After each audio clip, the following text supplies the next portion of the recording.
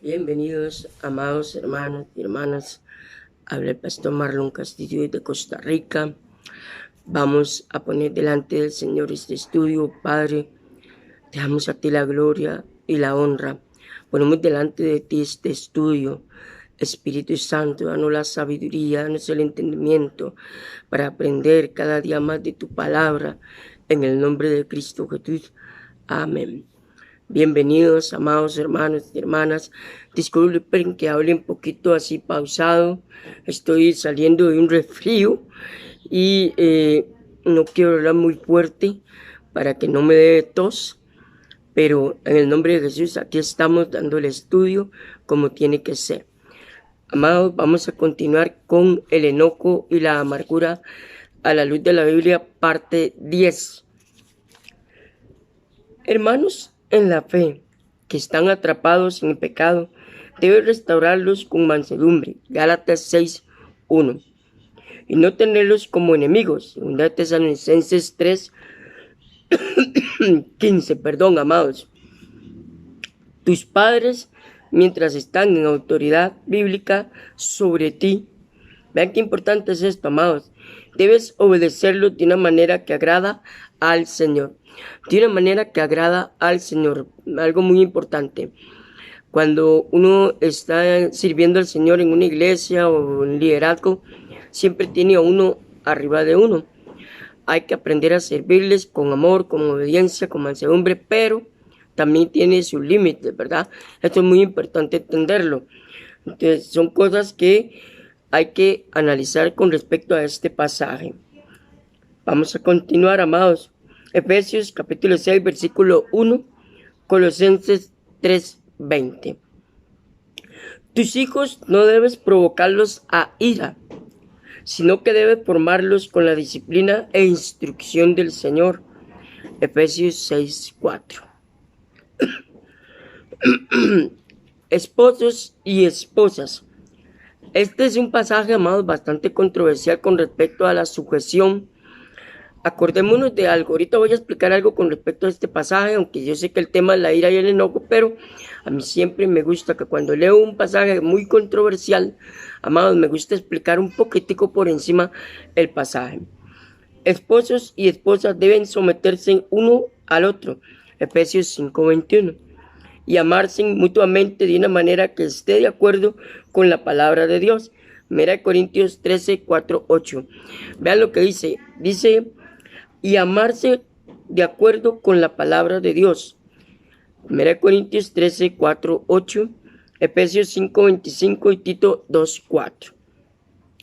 Hay que acordarse, amados, que este es uno de los versículos más controversiales en el Nuevo Testamento en el asunto de la sujeción de esposo y esposa.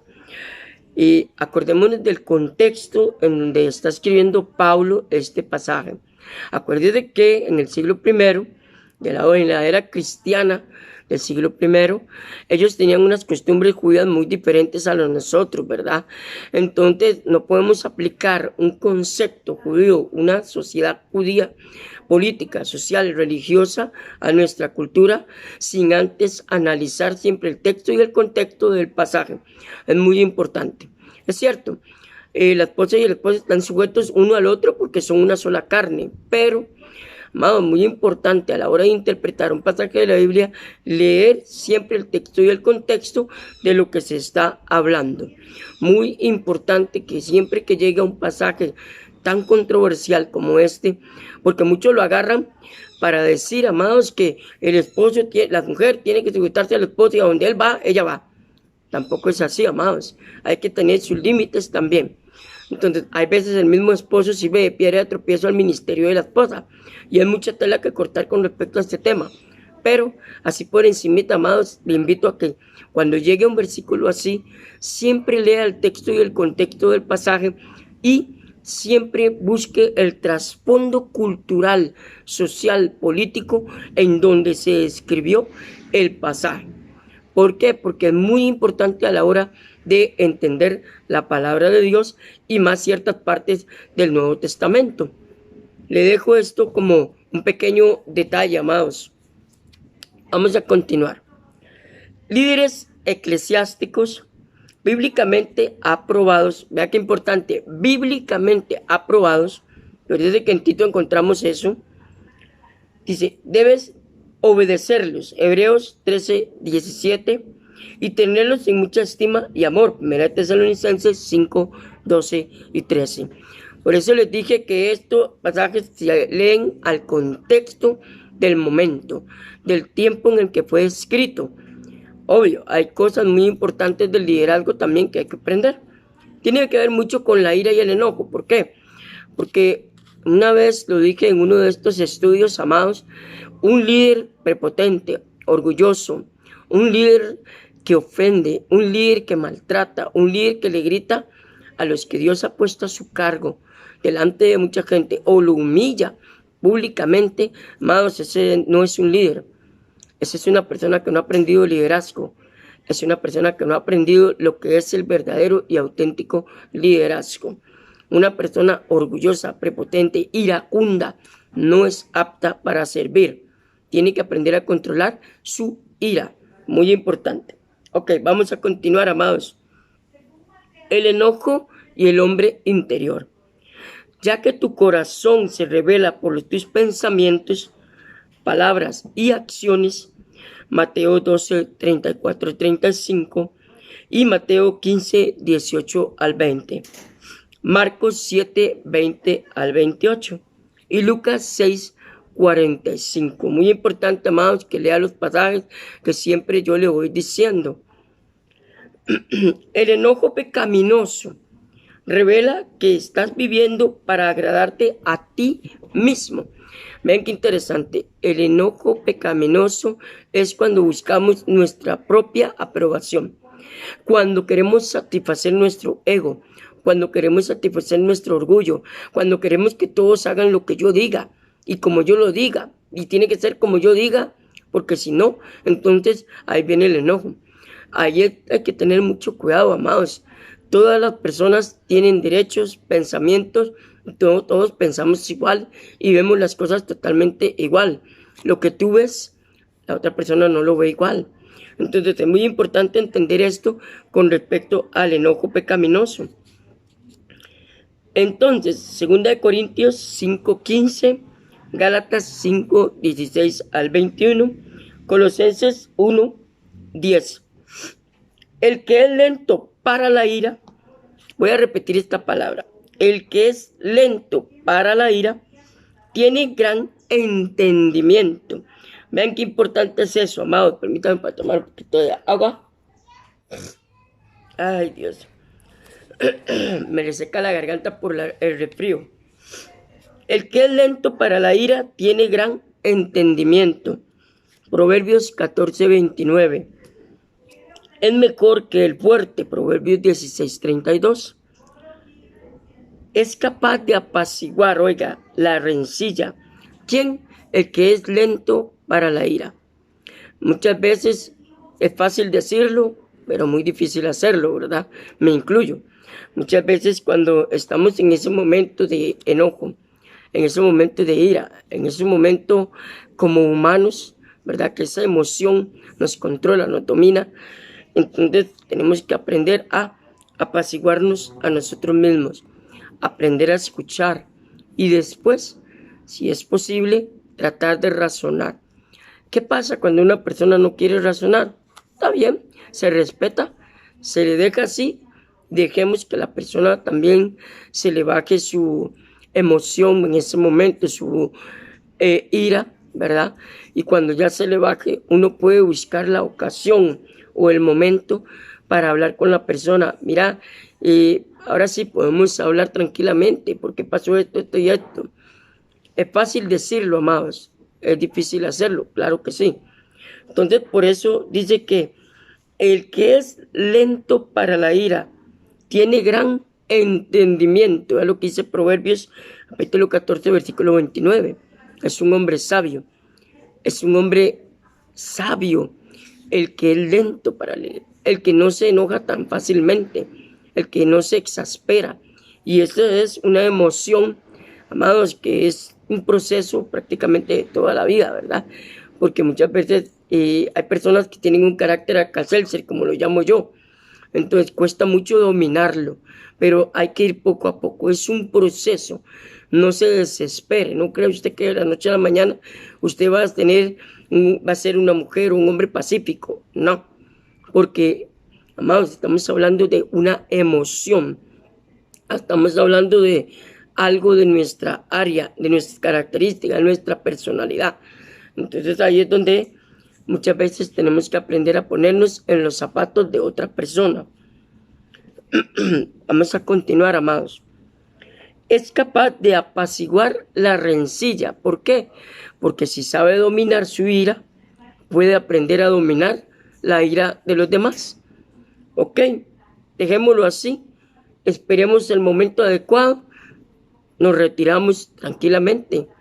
Muchas veces, a veces la gente cree que uno cuando actúa así es que es un malcriado, un rebelde. No, es para evitar tanto que uno o la otra persona en la conversación se desespere, ¿verdad? En las muchas palabras no falta el pecado, dice Proverbios, y más bien los dos terminen explotando en un momento de ira.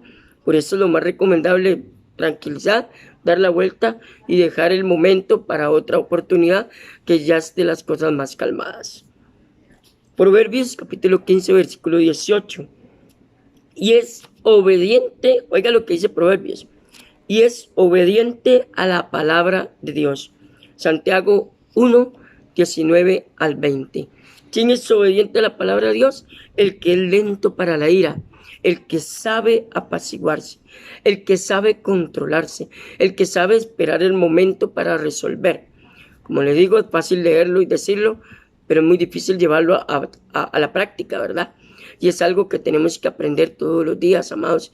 Aprender a ponernos delante del Espíritu Santo del Señor. Señor, contrólame mi carácter, mi personalidad. Porque yo sé que soy de un carácter explosivo. Tal vez soy de esas personas que no les gustan que otras personas vengan y tal vez nos hagan una broma. O nos digan esto, nos digan lo otro. Y tal vez o ando en un día indispuesto. Y las otras personas andan contentas, alegres. Y yo tal vez no estoy dispuesto. Entonces ahí es donde siempre tenemos que aprender a tratar de entender a las otras personas. Seguimos, amados. El que es sabio aparta la ira. Proverbios 29, 8. Vean qué importante. El que es sabio aparta la ira. Es lo mismo que estamos diciendo en el versículo anterior. El que es sabio se retira en el momento, espera a que se calmen las aguas, como decimos en Costa Rica, amados, no sé cómo lo dicen en tu país, pero espera a que se bajen las aguas y se calme todo, y al tiempo tal vez se pueden sentar y conversar como personas educadas y decentes. Entonces, el que es sabio se aparta del momento o de la emoción de la ira. En ese momento que tal vez usted quiere explotar, en ese momento en que usted quiere decirle, como decimos en Costa Rica, amado, desde la A hasta la Z a la persona, porque tal vez lo que te está diciendo es una mentira, tal vez está juzgando, te está señalando y usted quiere defenderse, amado, porque muchas veces esa es nuestra reacción. Cuando alguien nos juzga, cuando alguien nos critica, nuestra reacción inmediata es defendernos de ese agravio, sentirnos ofendidos porque lo que nos están diciendo no es cierto, o de la calumnia. Entonces, esa calumnia que nos echaron o nos dijeron no es cierto. Entonces, ¿qué es mejor decir? Ok, esperemos el momento a que se calmen las aguas y después preguntamos a la persona. ¿Quién fue el que te dijo? ¿Por qué te dijeron esto? ¿Por qué tú crees esto? Entonces, por eso Proverbios dice que es sabio el que se aparta del momento, de ese momento detonante. O tal vez en una llamada vienen y te cuentan un chisme. Mira, es que fulanito me dijo tal cosa de ti. Ah, perfecto, perfecto.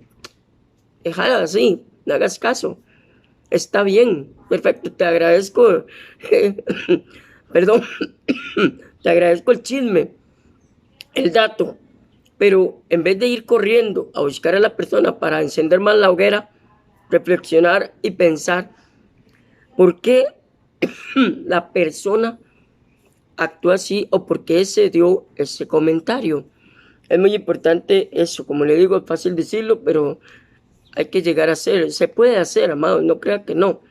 A mí me ha pasado hace poco, de unos 3 meses atrás, alguien hizo una calumnia muy fuerte en mi persona y yo llamé a la persona y la persona me empezó a gritar y yo le dije no, corté la llamada, pasé unas horas y en la tarde devolví la llamada y ya calmado, yo le dije, ahora sí, podemos hablar. Es que en la mañana no estaba dispuesto, en el momento en que recibí el comentario, ¿verdad? Y con la base de que realmente la persona dijo lo que dijo de mi persona, yo le dije, aquí está la prueba y usted tendrá sus razones para decir lo que dijo de mi persona.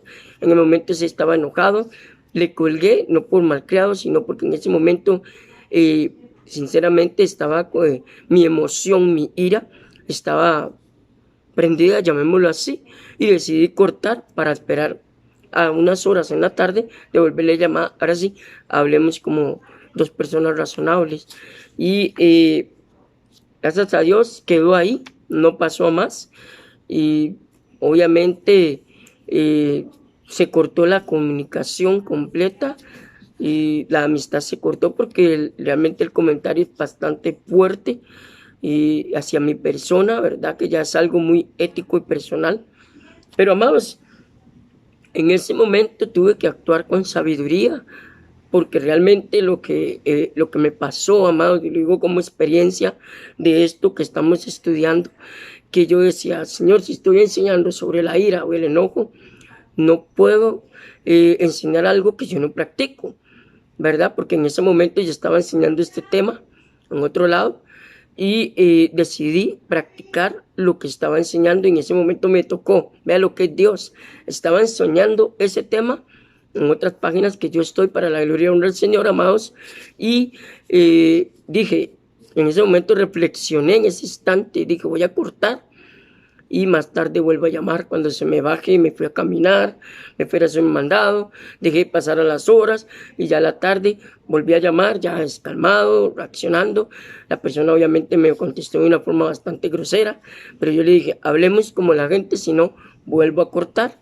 Y cuando usted esté calmado, tranquilo, podamos hablar como personas adultas, entonces podemos conversar.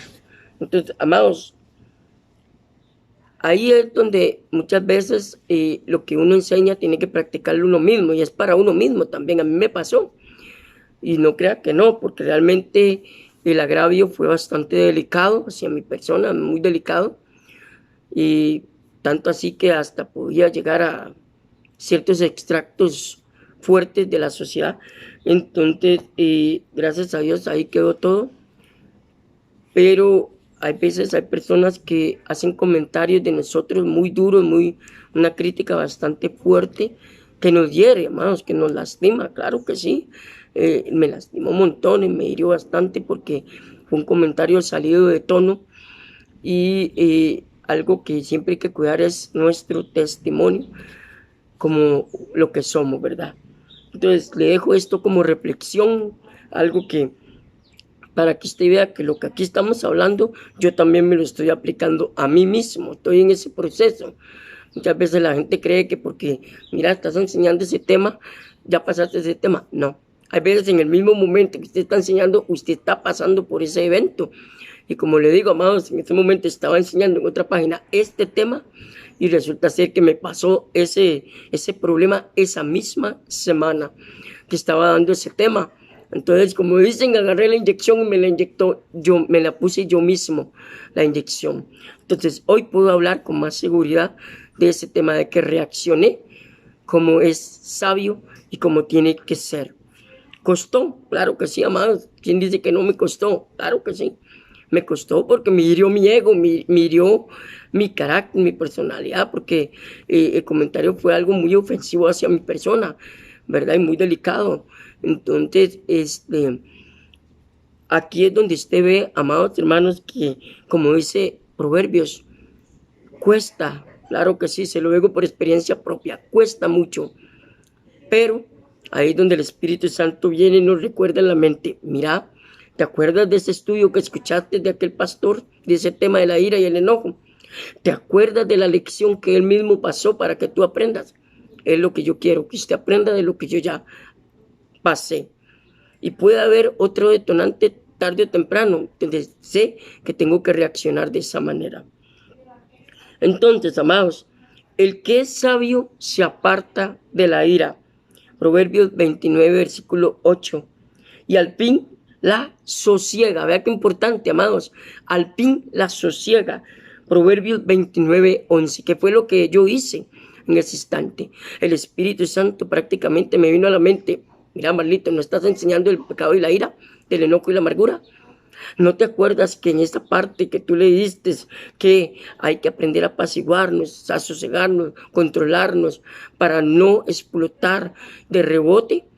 Y en ese instante, amados, en microsegundos se me vino todo lo que estaba hablando de la ira y el enojo y reaccioné como tiene que ser. Entendí que no podía explotar igual que la otra persona en el otro lado del teléfono, que los gritos eran tan fuertes, amados, que tenía el teléfono casi como a 1 kilómetro de distancia y se oían los gritos de la persona.